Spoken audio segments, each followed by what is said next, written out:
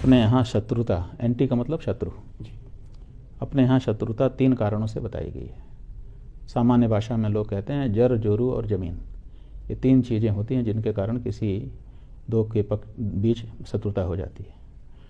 तो जर में ही ये आता है पद प्रतिष्ठा, तो वो राजनीतिक हैं, हम धार्मिक हैं। वो शंकराचार्य बनने के लिए प्रतिस्पर्धी हमारे नहीं हैं और हम प्रधानमंत्री बनने के लिए उनके प्रतिस्पर्धी नहीं हैं। इसलिए जर के मामले में कोई संपत्ति हमारे बीच में कॉमन नहीं है जिसको हम पाने के लिए लड़ रहे हों, तो जर के लिए हो नहीं सकता।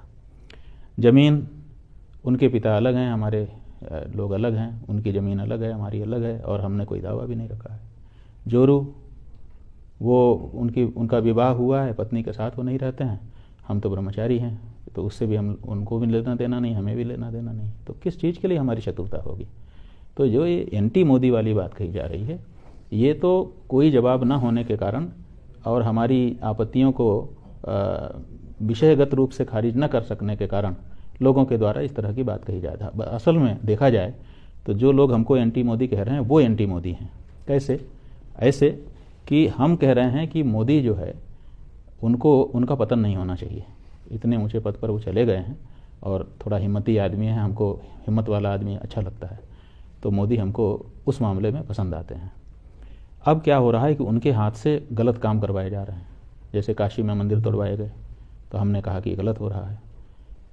अयोध्या में प्रतिष्ठा करवाई जा रही है बिना मंदिर बने, हम कह रहे हैं कि ये गलत हो रहा है। क्यों कह रहे हैं? कि ऐसा व्यक्ति, ऐसे हिम्मती लोग बहुत मुश्किल से पैदा होते हैं और ऊपर तक जा पाते हैं। तो अब वो चला गया, अब उसको बनाए रखना बहुत आवश्यक है। हिंदू समाज के अंदर मनोबल बढ़ा है जब से मोदी जी आए हैं। अब उस मनोबल को हम नहीं तोड़ना चाहते, इसीलिए हम ये चाहते हैं कि मोदी के हाथ से कोई गलत काम ना हो जिससे उनका पतन ना हो। अगर वो गलती करेंगे तो निश्चित रूप से गलतियों के कारण ही व्यक्तियों का पतन होता है। तो हम असल में उनके हितैषी हैं, जो सच बात है। लेकिन राजनीतिक लोग तो कुछ भी तमगा किसी के ऊपर लगा देते हैं और बार बार कहते हैं तो फिट हो जाता है। शंकराचार्य जी, जब एंटी मोदी की बात आती है तो उसमें 2019 का चुनाव भी आ जाता है कि जब आपने एक व्यक्ति को सपोर्ट करते हुए उनका नामांकन करवाया था, लेकिन वो नामांकन पूरा नहीं हो पाया था। इसलिए तब से कहा जा रहा है कि आप तब से और अब तक जो है उनकी बातों में सहमति नहीं दिखाते हैं। हालांकि इसका एक बड़ा अलग पक्ष भी है कि 10 साल पहले एक जो सद्भावना मिशन था, आपने उसमें प्रधानमंत्री नरेंद्र मोदी का सपोर्ट किया था कि जब उन्होंने टोपी को अस्वीकार कर दिया था। उसके बाद 2014 में उनका सपोर्ट किया, लेकिन फिर बाद में चीज़ें इधर उधर उथल पुथल में गई। ठीक है, आपने इसका मतलब कुछ अध्ययन किया है तो आप पाते हैं ना हमारे ही बारे में कि हमने किसी समय मोदी जी का समर्थन किया और हम चाहा कि वो ऊपर आएँ, प्रधानमंत्री हमारे देश के बने। क्यों? क्योंकि हम चाहते थे कि एक अच्छा मजबूत व्यक्ति प्रधानमंत्री के पद पर आए और विशेष करके जो हम हिंदुओं को भी समर्थन करता हो। तो ऐसी परिस्थिति में वो ऊपर आए, हमने उनका कभी विरोध नहीं किया।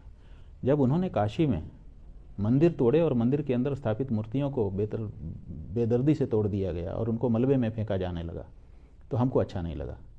और अच्छा नहीं लगा तो हम राजनीतिक तो हैं नहीं, हम उनके अंधभक्त भी नहीं हैं, हम तो धार्मिक गुरु हैं। पहले शंकराचार्य जी के प्रतिनिधि के रूप में हम खड़े रहते थे, अब शंकराचार्य के रूप में खड़े हैं, तो हमने उसका विरोध किया। अब समस्या ये थी उस समय, आप नहीं समझ सकेंगे, कि कोई अखबार, माने छोटा सा चौराहे पर भी कोई छोटा सा मंदिर अगर तोड़ा जाता है तो अखबारों में फ़ोटो छपता है और भीड़ दिखाई जाती है।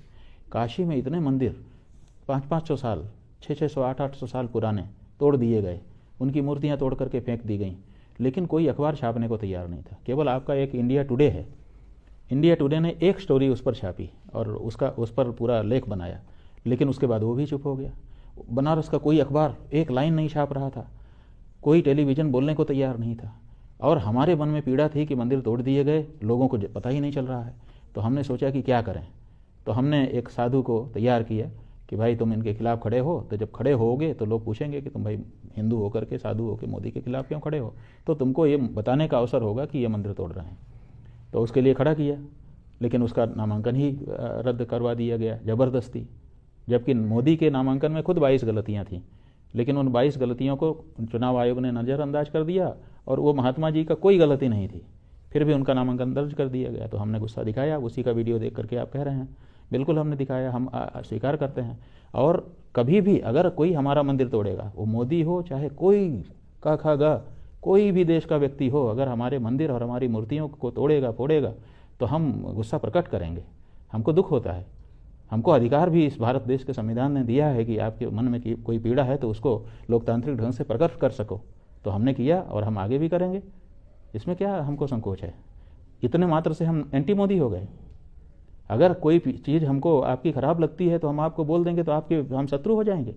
इस देश में जितने पिता हैं, बता दो कोई ऐसा पिता जिसने अपने बेटे को कभी डांटा ना हो, फटकारा ना हो। गलती पर डांटता है, फटकारता है, इसका मतलब वो अपने बेटे का एंटी हो जाता है। कई बच्चे अपने माता पिता से बहस कर लेते हैं, अस्वीकार देते हैं कि नहीं ये बात नहीं मानूंगा, तो वो एंटी माता पिता हो जाते हैं।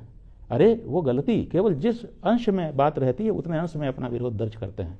तो हमने भी मोदी के द्वारा किए जा रहे कार्यों में जहाँ धार्मिक मामला था, जहाँ पर बहुत ब्लंडर हो रहा था, बहुत बड़ी गलती हो रही थी, उसको रेखांकित करने के लिए अपनी बात उठाई।